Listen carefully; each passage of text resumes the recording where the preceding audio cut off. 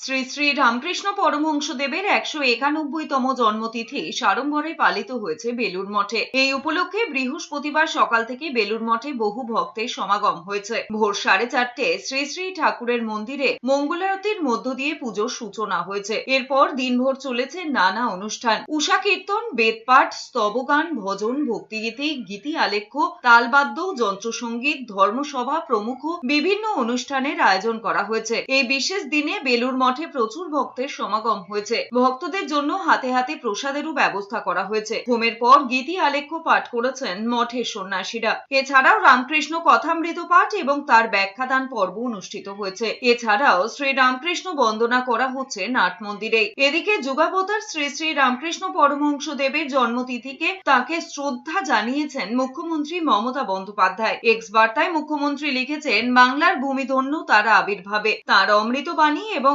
সর্বধর্ম সমন্বয়ের আদর্শ আমাদের আলোকবর্তিকা। পাশাপাশি স্বামী রামকৃষ্ণ পরমহংসদেবকে জন্মজয়ন্তীতে শ্রদ্ধাঞ্জলি জানিয়েছেন প্রধানমন্ত্রী নরেন্দ্র মোদী। এক্স হ্যান্ডেলে নরেন্দ্র মোদী লিখেছেন, রামকৃষ্ণ দেবের জীবন সকলের জীবনে অনুপ্রেরণা।